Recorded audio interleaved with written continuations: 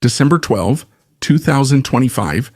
It's year 4, day 292 since the full-scale invasion began. A warm welcome, I greet you, for the Daily Situation Report. In today's report, we see large-scale Ukrainian territorial gains near Kupiansk with the recapture of several villages. A series of fires and strikes on Russian industrial, energy, and military infrastructure all the way to Crimea, as well as ongoing Russian advances near Siversk, and much more. In Tumen, there was a major fire near the heating power plant. According to initial reports, it is probably a burning heating oil tank and not an important facility.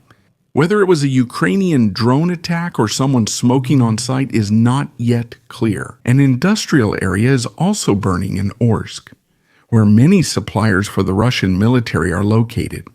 No drone attack was reported here either. However, sabotage cannot be ruled out. It can't be that something is burning somewhere almost every day, and it's always dismissed as self-inflicted. In Yaroslav, a refinery was hit. This time, it was Ukrainian drones that caused the fire. There's a fire here, and we've already reached a quarter of our donation goal through PayPal. I still need to check how many people have transferred so far. You're amazing. Keep it up. The top donor gets a signed war and tactic flag from me. And since the donations go directly to Ukraine Hilfe Berlin, they are also tax deductible. For every new subscriber, I personally donate an additional 4 cents on top, so it doesn't cost you anything. Did you know that you can use a 5 Series BMW to launch rockets? No, now you know because of the Ukrainian 114 Infantry Brigade is now doing Russian things. They mounted a launcher for unguided rockets onto a car to be able to fire unguided rockets. What a sentence. You know yourself that I'm not a fan of this, but if I always show those strange Russian homemade devices, I have to do the same on the Ukrainian side. I had to censor the picture for YouTube. You can find the uncensored video and picture on my Telegram channel, just like always. At Kupiansk, we're seeing something we haven't seen in a long time. A large-scale Ukrainian territorial gain that, for the first time in years, has completely liberated a city in Ukraine and also recaptured the important neighboring towns of Kinrashivka and Radkivka. Completely liberated isn't quite accurate. Let's review the situation shortly. But the result is so remarkable that Zelensky himself traveled to Kupiansk and reported from there. Do you know what the best part about it is? He is standing in the city that Putin has portrayed as completely captured for almost 2 weeks now. Do you remember that he called on international news agencies to go there if they didn't believe him? And none of them did? That's understandable, since you would have embarrassed yourself with the same report. Let's look at the situation. In the last situation reports about the place, I mentioned that the Ukrainians would attack pretty much centrally from the west and try to push the Russians to the eastern edge. The attempt was successfully pushed back. As a result, the supply lines were blocked and the Russian soldiers in the south were encircled while those from the north couldn't rotate. So the attacking group was cut off from the main forces and is partly located in the city center. We'll see that on the situation map soon. To prevent the Russians from reaching the soldiers who had just been cut off, they were pushed back to the north, and at the same time the towns of Radivka and Kindrashivka were attacked to deny them any possibility of retreat. Afterwards, Mirn was cleared, as well as the northwestern district of Kupiansk. Currently, Ukrainian units are focusing on locating and fighting remaining Russian positions in the city center, where parts of the Russian units have retreated. The fighting is still ongoing, specifically in these 2 areas. There are still Russian soldiers here and here who have basically gathered here and are currently considering surrender. Hagen.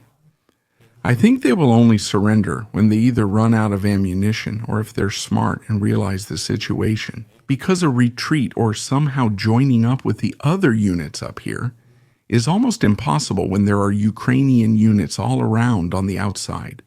The Russians were pushed back to about this position. Kalinovi should still be under Russian control. According to Deep State, it's a gray zone, but I strongly assume that this area is still under Russian control, just like here. But what should be clear is that the Ukrainians didn't stop here and didn't just stop advancing at the town limits. They advanced at least up to here, and all the geolocations were somewhere in the middle here.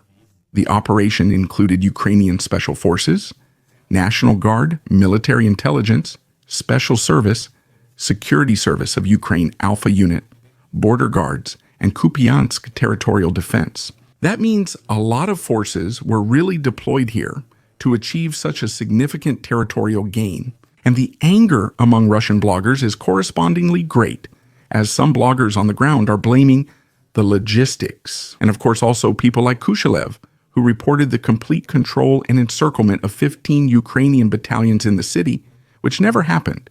I mentioned that in my situation report back then as well. That's impossible. And he even received the Hero of Russia award from Putin for it. And that's really very ridiculous, especially for the soldiers who died here on the Russian side and those who retreated from here. And they know that the situation is completely different from what is being reported back home. Near Siversk, Russians advance further, reaching the city's last quarter with their flags seen at the green pins. There are still Ukrainian soldiers between the flag locations, specifically here at the level of the bridge because there was a Russian airstrike there today. The city will likely be under Russian control within a week. Here, unlike elsewhere, there are almost no signs of Ukrainian counterattacks or attempts to push back the Russians. Zelensky wasn't the only public figure to visit the front. The Russian propagandist Solovyov appeared publicly from the Pokrovsk area, which, according to my maps, is already largely under Russian control or considered a gray zone. You see a similar situation with others as well. What's most notable isn't his propagandistic message, but the location. He usually reports from his studio settings, and that's in the Russian hinterland somewhere near Moscow. And he only very rarely appears near the front lines or anywhere close to Ukraine. The fact that he is now appearing in Pokrovsk, one of the largest theaters of war, is therefore remarkable, and rather suggests that the Russian side considers the area sufficiently secured to deliberately stage media events there. Such appearances often signal domestically and highlight operational progress. Especially if he's somewhere centrally located in the city, then you can assume that Ukrainian drones are no longer flying around there, or that the danger is considered too low, because otherwise someone like him would never go there. This likely means Ukrainians have lost control, including drone control, over the city's southern area. If he can have his picture taken there in broad daylight, and not even somewhere undercover, but in an open spot. A Russian ballistic missile struck a civilian ship near Odessa, igniting a fire. The ferry is reportedly operating under the Turkish flag. Russia is trying to increase pressure on Turkey and get them to put more pressure on Kiev to enforce a temporary Black Sea ceasefire, allowing Russian Black Sea Fleet ships to pass freely. That's possible since they met today. According to media reports, Erdogan pushed during the conversation for a limited ceasefire that would specifically exempt energy, infrastructure, and seaports from attacks. No additional information on Moscow's commitments or reactions has been released. Russian media report that a Ukrainian drone hit a military transport aircraft of the Antonov 26 type at the Kacha Airbase in occupied Crimea. Reports say the aircraft was directly hit on the airfield. Reports indicate deaths and injuries on the ground, likely among base crew or personnel. Of course, there is no official confirmation from the Russian Ministry of Defense, but we do have the drone footage and also the confirmation. One of the most reliable channels on the Russian side when it comes to aerospace. Of course, we're talking about Fader bomber. The reported attack coincided with the local air raid alert. A Russian surveillance channel had previously issued a warning specifically for the area of the Kacha Airbase. So it was known that there was this. The An-26 is a Soviet military transport aircraft that still plays an important role in Russian military logistics today.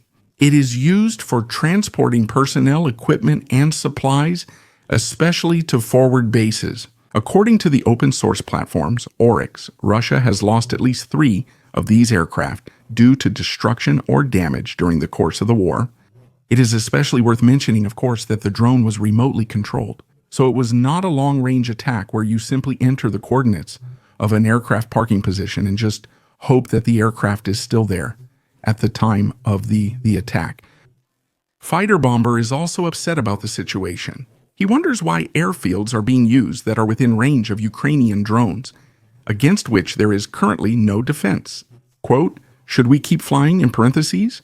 What nonsense when the air raid alarm has been sounded. Why is it so damn important that this plane should take off during a known attack? Why are the crews in the planes during a drone attack and not in the shelters? The result was predictable and inevitable. End quote. He's right about that. I think it's ignorance and arrogance, though there are other reasons too. For example, if there aren't enough shelters available to protect the aircraft from drones, you let them take off to avoid getting hit since they're most vulnerable on the ground, especially when still. But if that goes on for too long, then the result is actually inevitable. A special thanks goes to the Algo crew channel members, and especially to Lieutenant Colonel Renica and Robert. And with that, as always, thank you for listening. Feel free to subscribe, like, and comment, and see you in the next situation report.